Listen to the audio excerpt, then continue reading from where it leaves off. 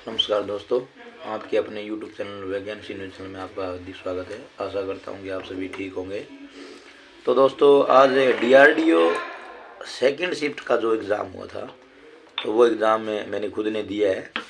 तो उसके जो जो क्वेश्चन आए हैं वो मैं आपसे शेयर कर रहा हूँ। वो थोड़े से मैंने नोट किए हैं, मैं आपको पढ़ के बताना चाहूँगा। तो एक एक क्वेश्चन को थोड़ा नोट करना, कहाँ से कौन से टॉपिक आ रहे हैं।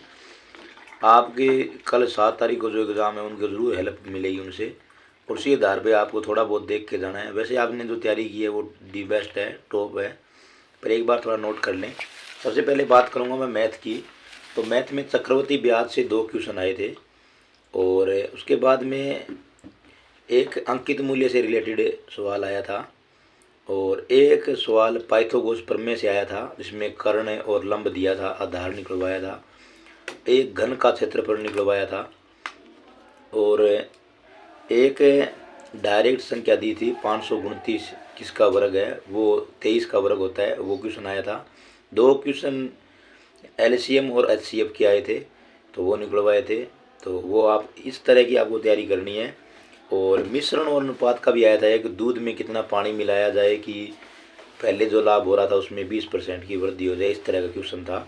तो मैथ में इस तरह के आ रहे हैं। और एक क्वेश्चन रेलगाड़ी का आया था कि एक रेलगाड़ी की लंबाई 150 मीटर है और एक स्टेशन की लंबाई 300 मीटर है। यदि वो स्टेशन को पार 40.2 सेकंड में करती है तो रेलगाड़ी की चाल बताओ। इस तरह का क्वेश्चन आया था मैथ में।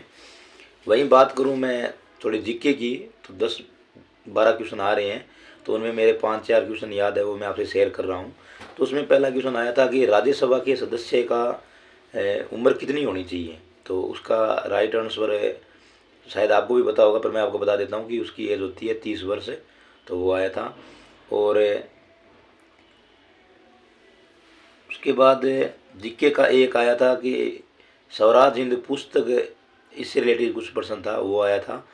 और एक दो इकोनॉमी के प्रश्न आए थे, और एक दो पुराने जो अपने आंदोलन वगैरह हुए थे, जैसे चोरा चोरी कांड हो गया, स्वीग्यावगी आंदोलन हो गया, उनसे रिलेटेड था। तो छोटी मोटी क्लिप आपको वहाँ जहाँ कहीं से मिले तो वो एक बार वो देख लेना। बात करूँ अब मैं इंग्लिश की, इंग्लिश के 10 क्वेश्चन आ रहे हैं, और वो आपको मेरिट में कहीं ना कहीं आपको एक्स्ट्रा नंबर दिला सकते हैं। कि थ्योरी वगैरह में आपके नंबर कटे तो वो आपको इंग्लिश में थोड़े बढ़ा के आप अपने स्ट्रेटेजी थोड़ी सी अप कर सकते हैं। तो इंग्लिश में 2 तो आए थे प्रपोजिशन के, जिसमें इंटो, विद, फ्रॉम, बिफोर ये भरना होता है, वो आए थे। और सेंटेंस के आधार पे 2 आए थे कि इनको इनमें जो एरर है वो बताओ। तो उसमें 2 क्वेश्चन थे, तो वो शायद नो एरर की थे या 6 की सेकंड शिफ्ट में। तो और स्पेलिंग आई थी, एक डायरेक्ट स्पेलिंग आई थी, और उनको बताना है कि ये सही कौन सी है। तो और उसके बाद में पैसिव वॉइस का आया था एक क्वेश्चन, और एक डायरेक्ट इनडायरेक्ट का आया था। इस तरह के क्वेश्चन आए थे। पैराग्राफ वगैरह वो कुछ नहीं आ रहे हैं, टेंशन लेने की ज़रूरत नहीं है आपको।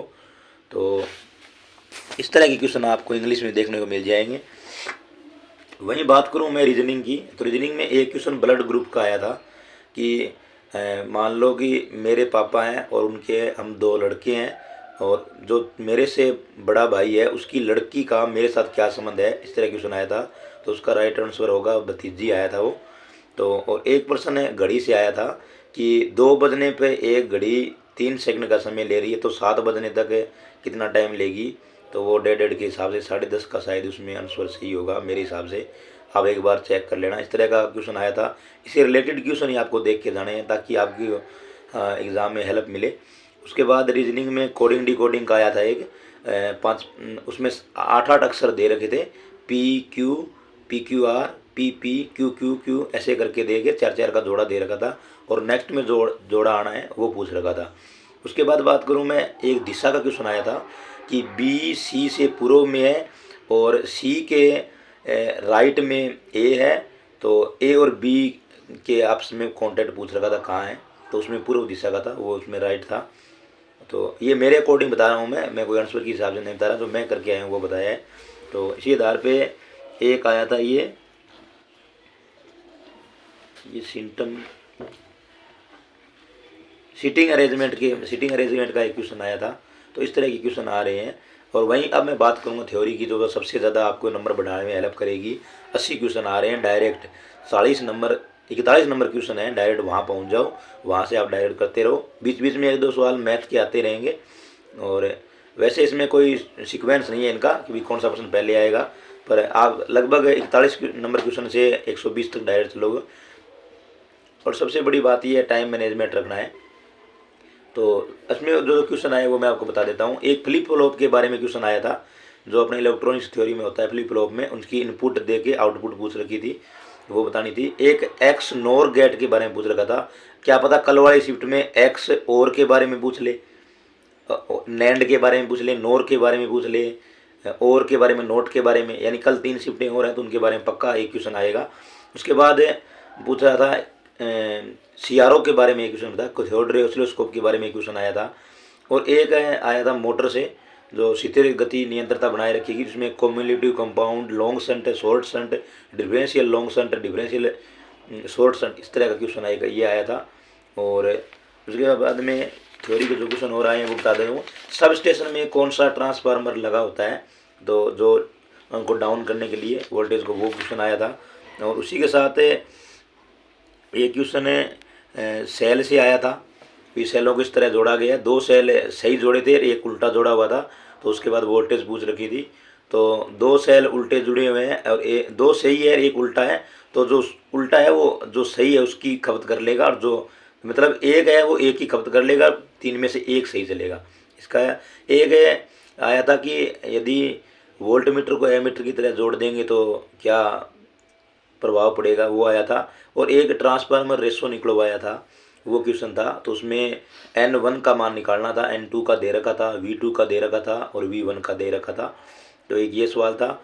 और एक दे रखा था अपने स्टेज प्रोग्राम होते हैं और जो स्टूडियो होता है, जो आगे जो अपने लाइट लगा रखता है वो कौन सी लाइट होती है, तो उसमें मरकरी वेपर लैंप के बारे में दे रखा था, तो वो हो जाएगा। और एक पूछ रखा था फराडे के नियम के बारे में पूछ रखा था। और एक पूछ रखा था कि सिंगल फेज की मोटर होती है जिसमें सेंट्रीफ्यूगल स्विच होता है, उसका क्या काम होता है, तो वो पूछ रखा था। क्योंकि वो उसका काम होता है स्टार्टिंग वाइंडिंग को 75% गति पूरी होने के बाद बाहर कर देना परिपथ से, ये काम होता है। तो ये क्वेश्चन आए थे। उसी प्रकार XLPE का फुल फॉर्म पूछा था। और एक पूछा था कि स्टार्टर होता है अपना ये 3.4 पॉइंट, तो उनके स्टड हैं बने होते हैं प्रतिरोध के, वो किसके बने होते हैं। और एक पूछ रखा था कि लेड एसिड बैटरी है अपने पास है, उसमें इलेक्ट्रोलाइट किसका भरा होता है, तो वो सल्फ्यूरिक अम्ल का भरा होता है, वो दे रखा था। और एक क्वेश्चन और दे रखा किसी रिलेटेड कि इसको मतलब इसका जो वोल्टेज का स्तर मापना है तो वो किससे मापेंगे, तो उसमें थोड़ी सी उलझन थी। और उसमें बहुत से बंदों को समस्या आई, शायद उसमें हाइड्रोमीटर दे रखा था, तो बहुत कैंडिडेटों ने हाइड्रोमीटर कर दिया है। पर उसका सही आंसर थोड़ी जांचबीन करने के बाद मुझे पता चला है कि उसका वो उत्तर नहीं होगा, उसको वो हाई रेंज, वो जो अपना डिस्चार्जिंग सेल टेस्ट होता है उससे चेक करते हैं, तो वो सही हो जाएगा इसका। और इसी तरह एक चित्र दिखाया था हमें, डियोल स्टार्टर का था वो, और डियोल का था या ऑटो का था, स्टार्टर का चिन्ह था वो आया था, सिंबल आया, मतलब 1-2 सिंबल भी आ रहे हैं। और एक चित्र दिया था कम्यूटेटर का, कम्यूटेटर की जो राइजर लगी होती है, जो कम्यूटेटर की जो कुंडलियाँ होती है, वो कुंडलियों के बाद में वो एक जगह जाके सभी कनेक्ट होती है, वो लीड दिखाई गई थी। उन लीड का नाम पूछा था, उनको बोलते हैं कम्यूटेटर राइजर। एक पूछा था कि निम्न में से कौन NTC है, तो उनमें अबरख ऑप्शन था, तो वो सही हो जाएगा। और वहीं एक क्वेश्चन था कि नियॉन लैंप में जो प्रकाश उत्पन्न हो रहा है वो किससे मतलब प्रभावित होता है, किस पे निर्भर करता है, तो वो जो इसमें के अंदर जो गैस भरी होती है ना ट्यूब के अंदर, उस पर डिपेंड करता है।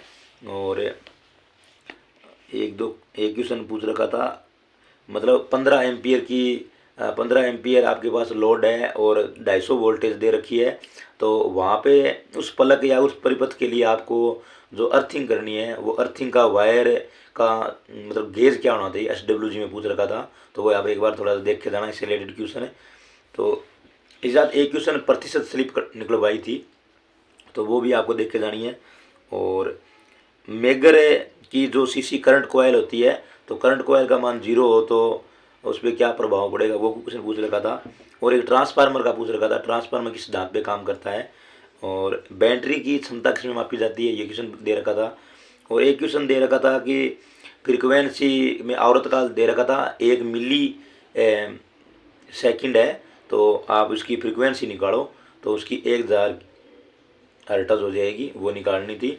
तो इस तरह के क्वेश्चन हमें मिले हैं, और जहाँ तक मेरे को क्वेश्चन जो मिले हैं वो मैंने आपके साथ लगभग शेयर कर दिए हैं।